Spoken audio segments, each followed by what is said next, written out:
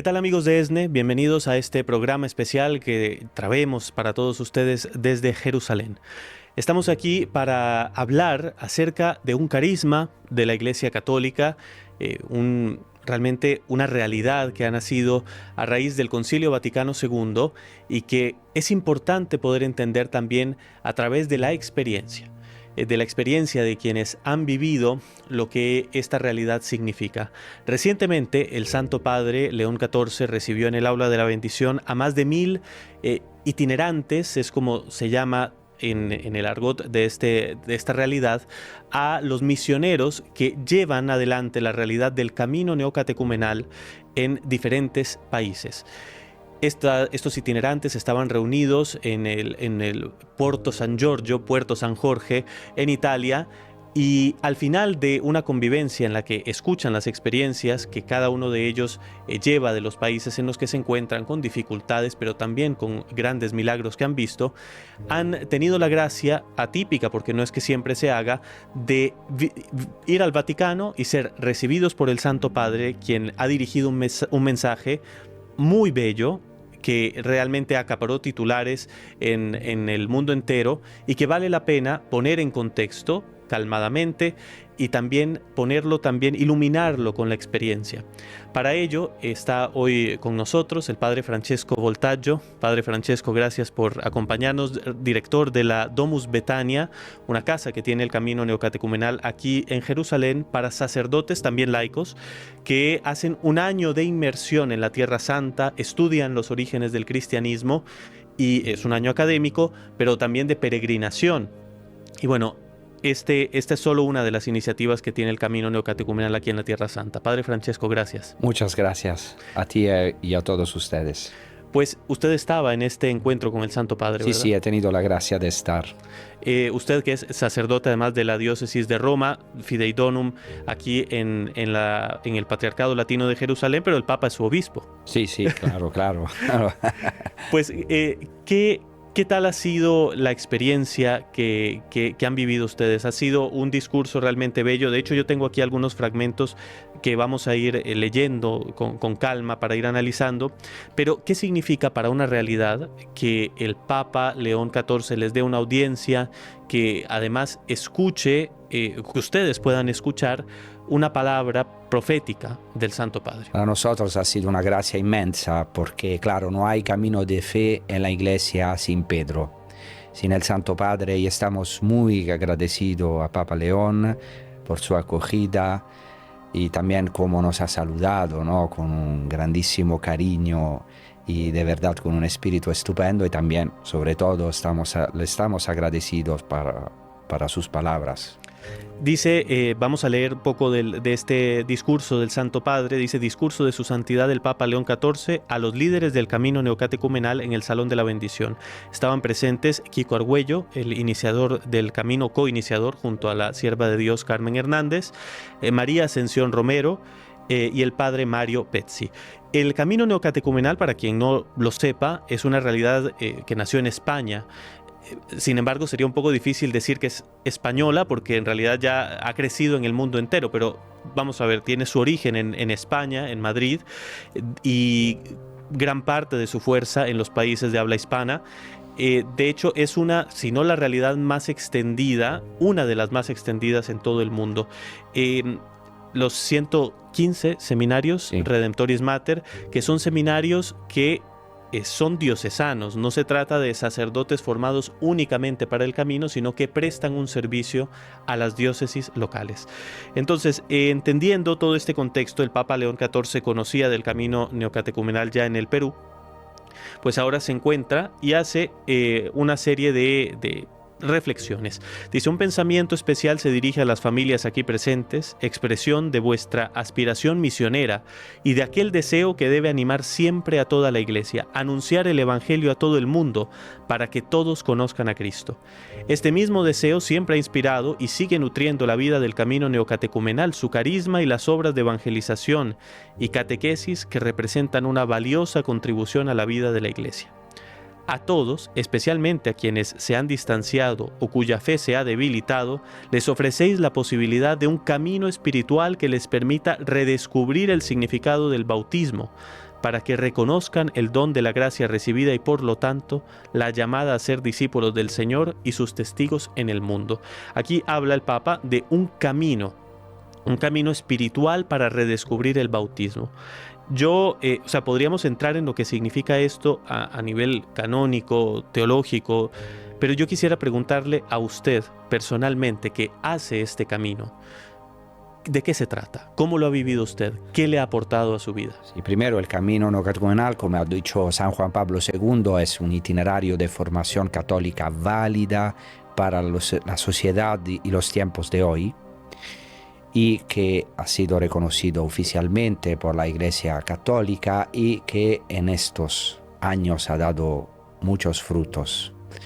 Yo personalmente estoy muy agradecido a Jesucristo, a la Iglesia y al camino neocatecumenal porque ha salvado mi familia. Prácticamente mis padres fueron de la primera hora, la primera catequesis que se hizo en Italia, que hicieron Kiko, Carmen y con un sacerdote antes de Padre Mario, Padre Francesco Cupini, después, claro, subentró el Padre Mario Pezzi. Y mi familia estaba en la muerte, en el sentido que mis padres, aunque yo vengo de buena familia, ¿no?, se casaron con mucho amor. Mi padre abogado, profesor de universidad, pero han tenido un problema muy serio en su matrimonio antes que yo naciera, porque ya tenían 3 hijos, yo soy el quinto, y por algunos errores de su vida mi madre quería suicidarse. Aunque era de iglesia, se iba a la iglesia en varios también movimientos de la iglesia, era muy activa en la iglesia. Pero llegaron a un punto y en este momento llega la primera catequesis en toda Italia y la segunda en todo el mundo. Y claro, yo he visto mi familia renacer, resucitar de entre los muertos. Yo todavía no estaba vivo, pero claro, después he visto los frutos porque se abrieron a la vida, porque habían, como se dice, cerrado la tienda, ¿no? La fábrica, sí. La fábrica no quería más hijos, nació mi cuarto hermano y después yo. Y he vivido en esta gracia inmensa, viviendo la reconciliación de mis padres y con esta fuerza misionera de lo que habló el Papa, la experimenté, porque claro, Papa León tiene en su corazón la misión, porque es como todos los pontífices, un pontífice misioneros, pero él también sí, lo es, claro, de toda su formación, ¿no? Entonces dice aquí que vosotros sois misioneros, o sea, es un aspecto que toda la iglesia tiene que tener, o sea, la iglesia o es misionera o no es. Y entonces yo he vivido esto porque he visto a mis padres que gratuitamente, o sea, por gratitud, eso es muy importante. Es como cuando un vaso está relleno, ¿no?, de este amor que hemos experimentado gratuitamente. Y entonces todas las tardes, aunque mi padre trabajaba, mi madre tenía 5 hijos, pero se iban siempre evangelizando en las parroquias, porque este camino es un camino a servicio de iniciación cristiana, a servicio de los obispos en las parroquias, entonces con el permiso del párroco, y siempre en el equipo de evangelización hay un presbítero. Entonces es un camino eclesial y ellos se iban en las parroquias de Roma. Ahora en 100 parroquias de Roma, entonces es un cuarto de las parroquias de Roma, hay la presencia del camino, junto a otras realidades de la iglesia, carismas que gracias a Dios hemos asistido a un florecer del espíritu, no solo, pero especialmente después del Concilio Vaticano II. Claro. Dice el Papa, continuó la lectura, inspirados por este espíritu, habéis encendido el fuego del Evangelio allí donde parecía apagarse, y habéis acompañado a muchas personas y comunidades cristianas, despertándolas a la alegría de la fe, ayudándolas a redescubrir la belleza de conocer a Jesús y favoreciendo su crecimiento espiritual y su compromiso de testimonio. Esta es una frase muy impactante, ¿no? Habéis encendido el fuego del Evangelio allí donde parecía apagarse. ¿Dónde se ha encendido este fuego? ¿En qué realidades concretas suele abrirse el camino neocatecumenal? Sí, la frase es muy impactante porque, claro, reconoce los frutos de años y años en todo el mundo, porque después el camino es ofrecido en cualquier parte del mundo donde el obispo, como he dicho, los párrocos también lo acogen, pero especialmente en misiones, en lugares donde hay una cristianización, porque este camino es un camino bautismal, catecumenal, como en los primeros siglos de la Iglesia.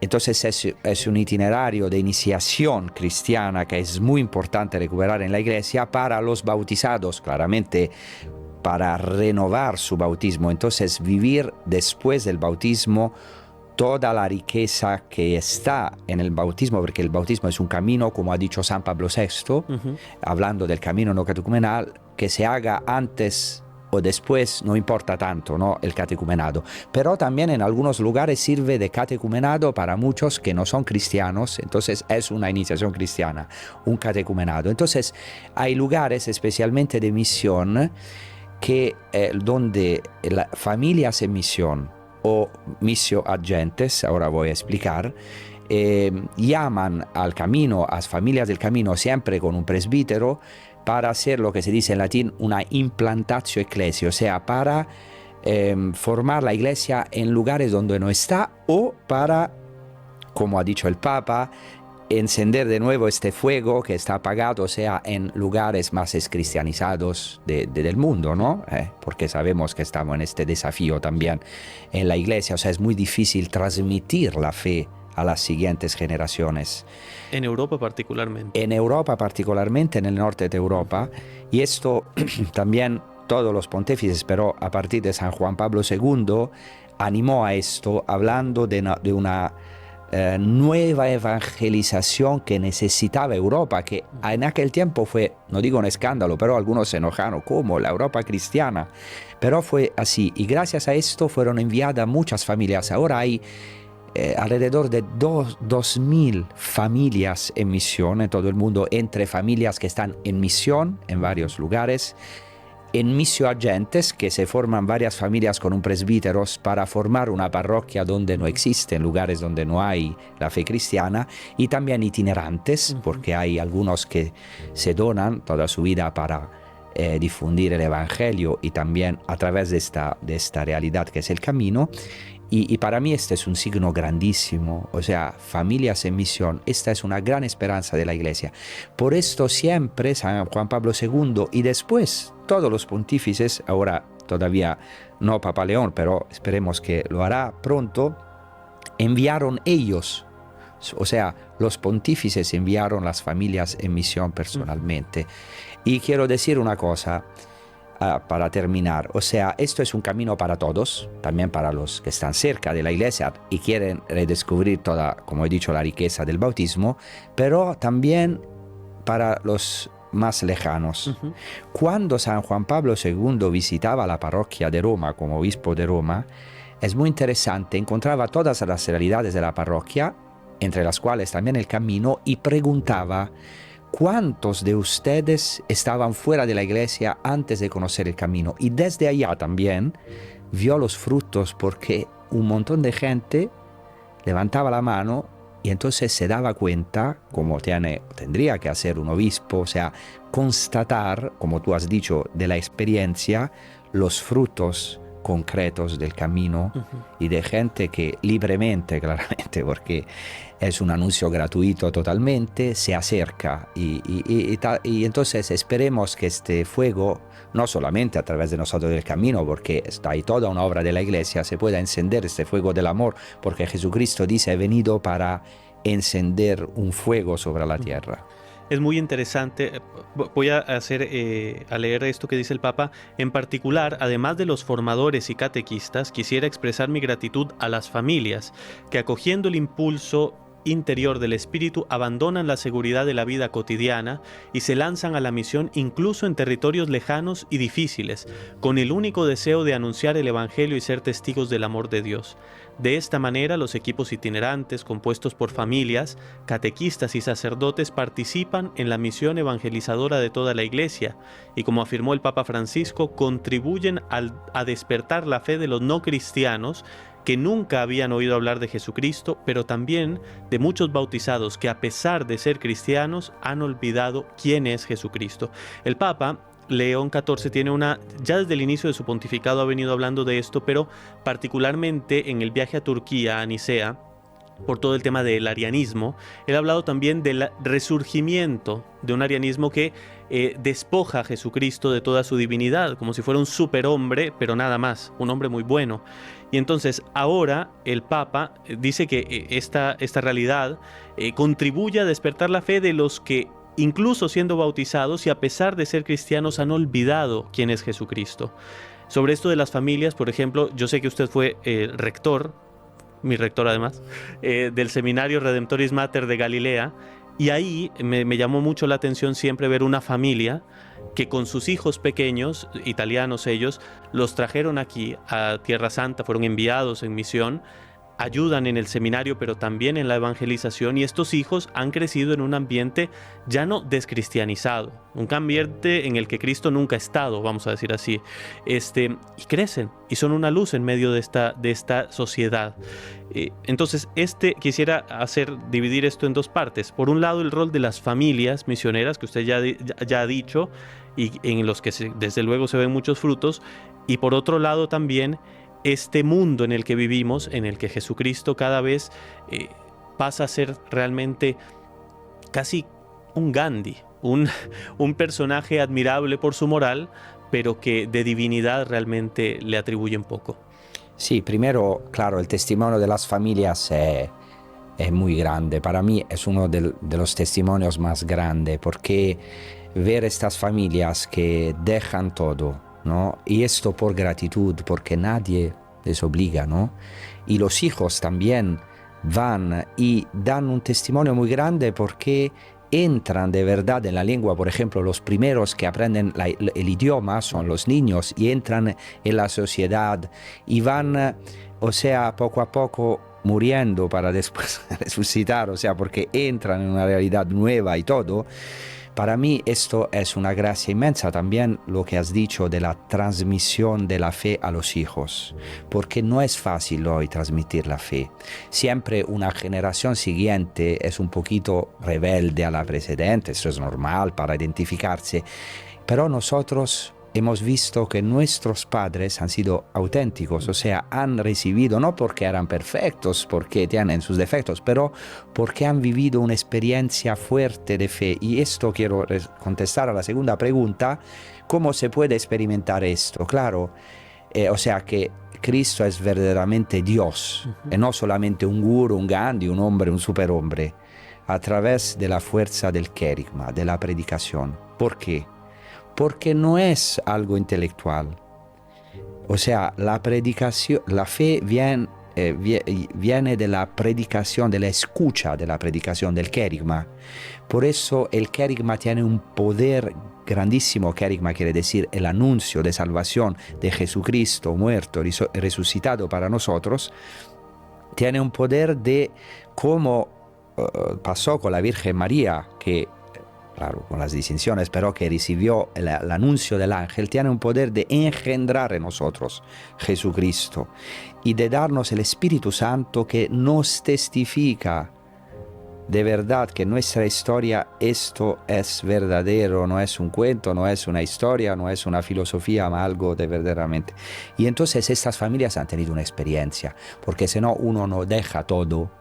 Porque yo les conozco, no son fundamentalistas que se van allá, sino hicieron una experiencia muy fuerte y están tan agradecidos, como dice el Salmo 23, ¿no?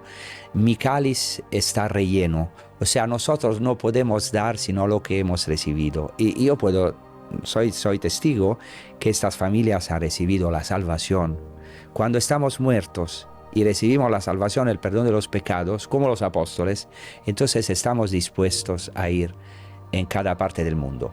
Ahora, después algunos hijos regresan, porque cuando ya son mayores, regresan, pero esto no es una constricción a los hijos. Los hijos hablan varios idiomas, hacen experiencias impresionantes como esta familia que has mencionado de Galilea, pero muchos se quedan y se casan en territorios de misiones. Entonces hay un futuro, porque claro, estas misiones agentes missio agentes, o sea, varias familias se van y tienen muchos hijos, y hay que entenderlo esto también.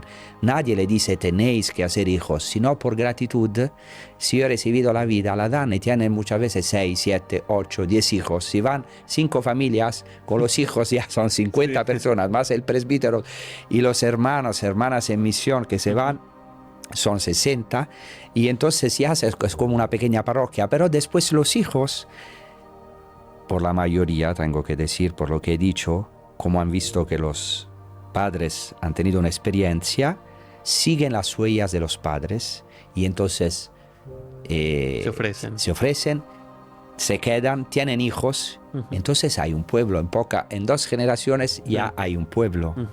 Esto no para conquistar, cuidado, eso es muy importante, sino hacer como los apóstoles, dar un testimonio y dar la posibilidad a mucha gente que no conoce a Cristo o que lo ha perdido por varias razones, heridas, ¿no? sin ningún juicio, claramente porque hemos sido salvados, pecadores salvados, no somos mejores de nadie, no vamos allá a conquistar, a triunfar, todo lo contrario, muchas veces tenemos fracasos, pero a testimoniar que es la cosa más divertida de la vida, más linda de la vida, es seguir a Jesucristo. ¿Quién lo quiere hacer? ¿Por qué no darle la posibilidad? Bien, vamos a la siguiente parte del discurso. Dice el Papa: vivir la experiencia del camino neocatecumenal y llevar a cabo su misión exige también, por vuestra parte, vigilancia interior y una sabia capacidad crítica para discernir ciertos riesgos que siempre acechan en la vida espiritual y eclesial. Proponéis a todos un camino de redescubrimiento del bautismo, y este sacramento, como sabemos, nos une a Cristo, haciéndonos miembros vivos de su cuerpo, su único pueblo, su única familia. Debemos recordar siempre que somos Iglesia y que si el Espíritu concede a cada persona una manifestación particular, ésta se da, como nos recuerda el apóstol, para el bien común y por tanto para la misión misma de la Iglesia. Los carismas deben estar siempre al servicio del reino de Dios y de la única Iglesia de Cristo, en la que ningún don de Dios es más importante que otro, excepto la caridad, que los perfecciona y armoniza a todos. Y ningún ministerio debe convertirse en motivo para sentirse superiores a los hermanos o excluir a quienes piensan diferente. Vamos a hacer una pausa aquí. El Papa habla de la necesidad de una sabia capacidad crítica, o sea, poder detenernos, reflexionar, ver los riesgos en los que se puede incurrir. ¿Cómo reciben el camino estas palabras del Santo Padre de reflexión? Es un emplazamiento a ver lo que puede ocurrir. ¿Cómo fueron recibidas? Yo pienso que estas palabras son muy importantes porque el Papa subraya los riesgos y dice muy bien que esto puede pasar en cada camino espiritual cristiano y también en cada realidad, ¿no? Y claro, yo hago un ejemplo, por ejemplo, mis estudiantes, yo soy profesor de Sagrada Escritura, no les voy a exaltar antes del examen, porque si no, no estudian, o sea, se necesita también, y nos sirve también, ¿no? Ver los riesgos. Yo lo puedo decir lo que he experimentado, o sea, primero, bueno, yo he crecido en mi familia en un amor grandísimo a la Iglesia. O sea, el camino neocatecumenal no es que es un grupo que nos da un amor a nuestro grupo, sino exactamente porque es un camino eclesial en las parroquias. Es como un útero para los más lejanos, para después de verdad descubrir la riqueza de la Iglesia. Por ejemplo, aquí en Tierra Santa, ¿no? Nosotros trabajamos con los árabes cristianos. Hemos abierto también aquí el camino, son de varios ritos. El camino neocatecumenal les ayudó a amar más sus ritos. No a amar un rito neocatecumenal que no existe, sino a amar más sus propios ritos, la riqueza, entenderlos. Porque claro, como es un catecumenado, una iniciación, cuando uno es iniciado a la escritura durante años, a los padres de la Iglesia, a la liturgia, porque el camino es una síntesis teológico-catequética, muy fundada en la escritura, en los padres. Entonces, claro, cuando el bautismo funciona en nosotros, uno aprecia toda la riqueza de su Iglesia. Yo puedo testimoniar también aquí que han empezado a amar mucho más y mucho los sacerdotes, los obispos, el Santo Padre, Entonces esto para la eclesialidad y la unidad. Y después también siempre hay, claro, la conciencia, un respeto de la conciencia. Yo he experimentado en el camino, pero hay siempre que insistir en esto también al interior del camino, que hay una gradualidad. Siempre Kiko, Carmen, Padre Mario, ahora Ascensión, y después también los catequistas insisten sobre esta gradualidad. Es un camino gradual, porque si no es una imposición moralista, o sea, no hay que imponer. Es una vida cristiana. Cuando el bautismo, esta fuente del bautismo, empieza gradualmente, como era en la iglesia primitiva, el catecumenado se desarrolla en etapas, ¿no? Entonces hay una gradualidad hasta la estadura de Cristo, de un cristiano adulto, y entonces hay que respetar en el camino, y lo estamos haciendo, esperemos más y más, esta gradualidad, ¿no? Primero. Y segundo, claro, esto, como he dicho, no se puede imponer, porque dice la palabra, dice Jesucristo mismo, gratis habéis dado, gratis habéis recibido, gratis. Sí, dar gratis lo que hemos recibido gratis. Lo que hemos recibido gratis. Entonces esto no se puede imponer a las conciencias. Es algo que... Por eso decía San Juan Crisóstomo, ¿quién es el verdadero bautizado, que hizo, porque a su tiempo había el catecumenado, o sea, el que terminó el catecumenado, es alguien que vive el cristianismo sin esfuerzo. Eso es importante, o sea... Entonces, sin imposición, sin moralismo, sin fundamentalismo, sino como algo que nace del espíritu, de esta fuente del bautismo que ya esperemos que se renueve. Esto no es automático, claro, no es que todos los acogen de la misma manera. Por eso pienso que también la palabra del Papa para nosotros es importantísima. Después él decía, por eso también los invito a ustedes que se han encontrado al Señor y lo siguen en el camino neocatecumenal a ser testigos de esta unidad. Su misión es particular, pero no exclusiva. Su carisma es específico, pero fructifica en comunión con los demás dones presentes en la Iglesia. El bien que hacen es grande, pero su propósito es que las personas conozcan a Cristo respetando siempre el camino y la conciencia de cada persona. Aquí, bueno, volviendo donde decía, no excluir a quienes piensan diferente. O sea, es evidente que el Papa tendrá información ante la cual reflexiona y propone estas palabras y esta reflexión al camino. Pero es también importante decir que el camino es una realidad muy grande. Había 1000 itinerantes en esta audiencia. Y lo que puede ocurrir en un lugar donde tal vez se han dado episodios que dan pie a esta reflexión, no es que ocurren todos. Y llama pues también a esto que pide el Papa, una autocrítica. Sí, sin duda, porque estamos como más de 138 países del mundo, ¿no? En 5 continentes. Entonces, claro, siendo acogidos por prácticamente todos los pontífices, a pesar de San Pablo VI, que fue el primero que conoció el camino, que habló del camino neocatecumenal, y también de muchos obispos. Entonces hay muchísimas diócesis, ya es una realidad muy grande, no sé si 1,5 millones de personas en el mundo. Y entonces, claro, algunos episodios pueden pasar, pero, o sea, hay frutos muy claros, porque si no, o sea, a mí me impresiona la explosión que ha tenido el camino en todos estos años, ¿no? Claro, hay que entender que muchos que son lejanos de la Iglesia, como algunos vienen del ateísmo y también de ideologías que no quiero aquí mencionar, que son las varias de todas las tendencias políticas, cuando encuentran la salvación, o sea, han encontrado todo allá. Y claro, especialmente al comienzo, para ellos el camino es todo, ¿no? Entonces hablan con mucho entusiasmo. Esto algunas veces puede crear, ¿no? algunas. Y después también es verdad que es un camino también de renovación de la Iglesia. La Iglesia es siempre renovando, también en el concilio. Entonces cuando uno quiere renovar también, hay también una oposición. O sea, esto es normal, pero claro, nosotros también en algunos lugares del mundo hemos sufrido también de parte, ¿no? Pero de parte también algunas veces de algunos obispos que no entendían que tienen todo el derecho, que no les gusta el camino, que lo han algunas veces rechazado de manera fuerte.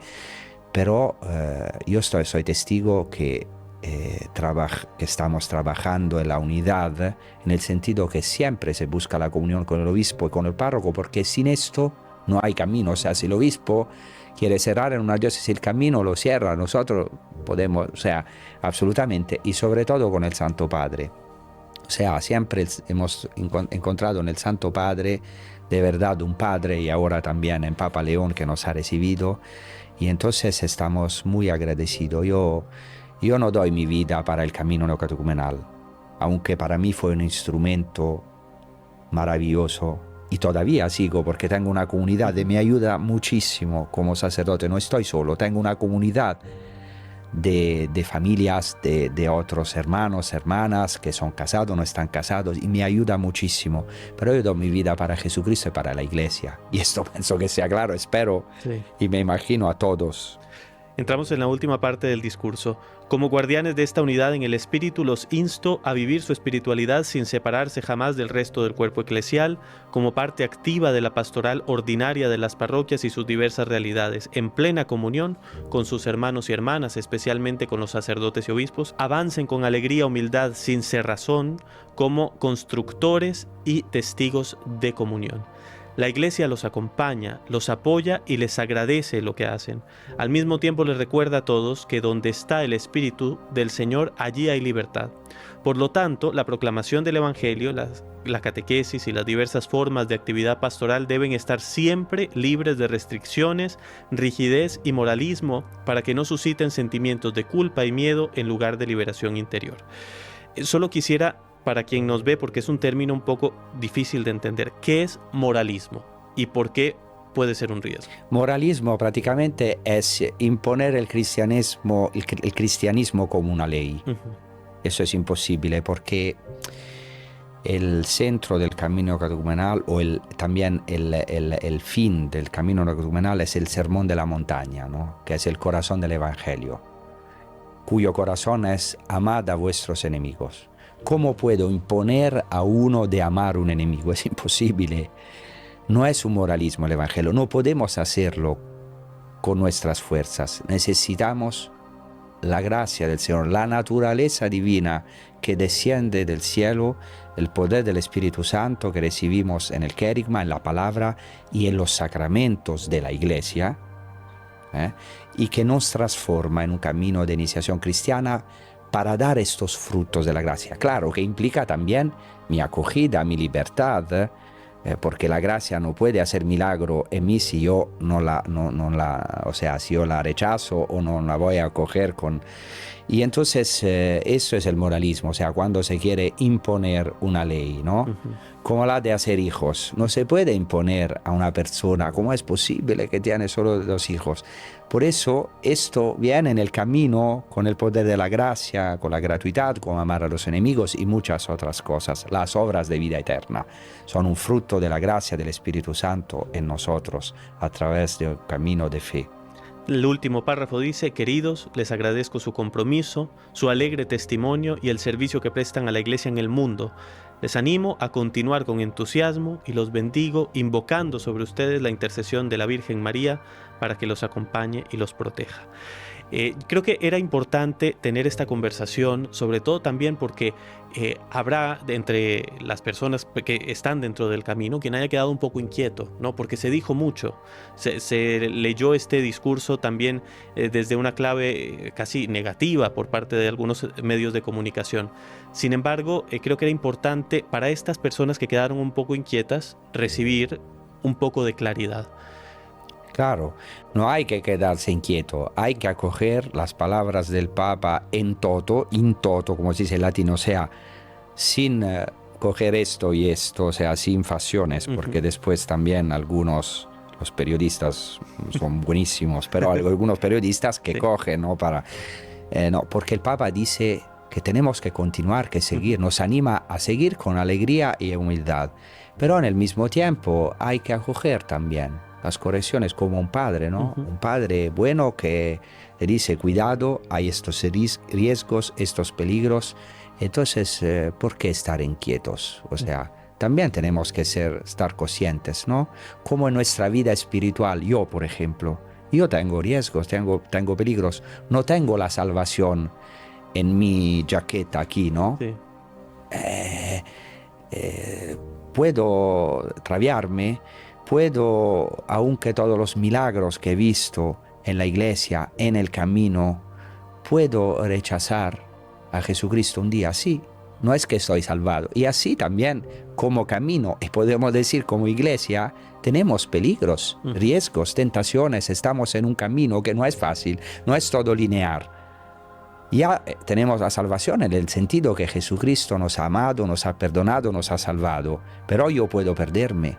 Y esto, yo, mi familia, mi casa, mi comunidad, la iglesia no, porque hay una palabra de Jesucristo, pero nunca, o sea, siempre la iglesia quedará, pero se pueden perder hombres y mujeres de iglesia, lo hemos visto.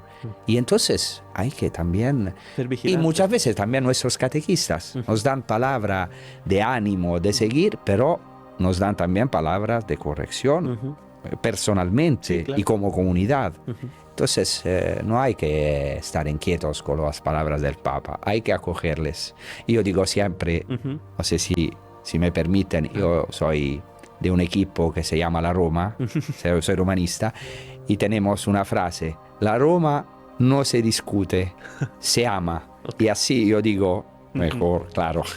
El Papa no se discute, se ama, porque es el sucesor el vicario de Cristo, el sucesor de Pedro. Y siempre el Papa nos ha defendido, porque el Papa también es el garante de los carismas en la Iglesia, de la institución y del carisma, que, como han dicho los pontífices, son coesenciales. No hay institución sin carisma, no hay carisma sin institución. La institución sin los carismas, no solamente el camino, pero también el camino se cristaliza, es muy estático y puede perder la fuerza del Espíritu y abrirse. Por eso también los obispos, lo ha dicho San Juan Pablo II, pero también los otros, animo mis hermanos en el episcopado a valorizar este carisma. Entonces, esta también es una llamada a los obispos, a los sacerdotes, de abrirse a los carismas de la Iglesia, y entre ellos también el camino neocatecumenal. Pero por otra parte, el carisma sin institución es peligroso, tiene peligros. Claro. Puede devenir herético, ¿no? Hay muchos movimientos, habían al tiempo de San Francisco de Asís, que renovó la Iglesia de manera maravillosa. Todo el franciscanismo ha renovado y sigue renovando la Iglesia. Pero había movimientos pauperistas que también han comenzado con un buen espíritu para renovar la Iglesia, la corrupción de la Iglesia, que pero después se extraviaron, o sea, cayeron fueron heréticos o cismáticos.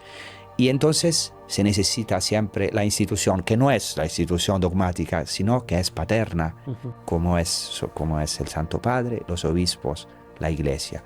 Institución y carisma coesenciales juntos para la unidad, porque, y quiero terminar, si puedo decir un episodio, si tengo 2 minutos. Yo me acuerdo, a nosotros, nuestra familia, nos gustaba mucho pescar, ¿no? Y entonces un día nos fuimos con mi padre, mis hermanos, yo era pequeño, a pescar, o sea, muy adentro. Mi padre tenía miedo porque había tenido un trauma. Y nosotros, no, vamos. Y nos olvidamos de coger la tapa del barco. Entonces empezó el barco poco a poco a hundirse. Teníamos tiempo, porque hay tiempo de regresar. Mis hermanos empezaron a pelear. Mi padre ha dicho: por favor, ahora no tenemos que pelear, tenemos que volver. Después, cuando llegamos a la orilla, peleamos. Y es lo mismo hoy en este mundo, que tenemos muchos problemas, conflictos. Podemos decir, sin despreciar el mundo, los hombres y mujeres de esta generación, pero en muchas cosas están perdidos, como vemos, ¿no? Las guerras. No podemos también nosotros en la Iglesia pelearnos en el barco. Estamos, podemos decir algunas veces, en una tormenta donde está Cristo, pero no podemos pelearnos entre nosotros, sino que tenemos de verdad que ser una esperanza para que los hombres y mujeres de esta generación puedan de verdad ir adentro, conocer a Cristo también en la tormenta, poder, si quieren, montar en este barco maravilloso que es la Iglesia Católica, donde están hombres, donde está Pedro, donde están hombres débiles, pero donde está Cristo. Algunas veces parece que duerme, pero está allá. Muchas gracias, Padre Francesco, por esta conversación. El camino neocatecumenal que tiene dentro de su trípode la palabra que de hecho está reflejada, digamos, con esta Biblia que tenemos aquí, que es la Biblia Escrutar las Escrituras, que han preparado ustedes con muchos años de trabajo, una Biblia hecha específicamente para poder adentrarnos en la Escritura, y que, bueno, pues ya quienes la hemos usado sabemos de su gran utilidad para poder entrar en este gran regalo que ha dejado el Señor, que es la palabra. Muchas gracias. Eso es un buen ejemplo de todo lo que hemos dicho, porque es un fruto del camino esta Biblia, porque hay un equipo de biblistas del camino, pero no es la Biblia del camino, es una Biblia para la iglesia, para ofrecer a todos la riqueza de la lección divina, o sea, del escruta de las escrituras, porque nosotros tenemos una gracia muy grande, que es escrutar las escrituras. Todos los hermanos aprenden durante años a escrutar las escrituras. Es una maravilla ver los jóvenes en algunas parroquias, 300, 400 jóvenes escrutando las escrituras, y aquí tenemos un instrumento con notas temáticas, más de 300, las últimas descubiertas arqueológicas, notas explicativas y también pasos paralelos para que se pueda meditar y escrutar las escrituras de manera, espero, muy profunda, porque la Sagrada Escritura es una fuente inagotable. Muchas gracias, Padre Francesco. Gracias a ustedes también por habernos acompañado en este programa especial en el cual hemos querido aportar experiencia al analizar las palabras del Santo Padre que dirigió en esta audiencia, una de las primeras del año al camino neocatecumenal, hacerlo, como hemos dicho, de manera pausada, sin ningún tipo de sensacionalismo, únicamente afán de entender lo que ha dicho el Santo Padre. Todo lo que hemos escuchado aquí, Él lo conoce también, y es lo que hemos querido llevar a ustedes. Que les vaya muy bien. Hasta la próxima.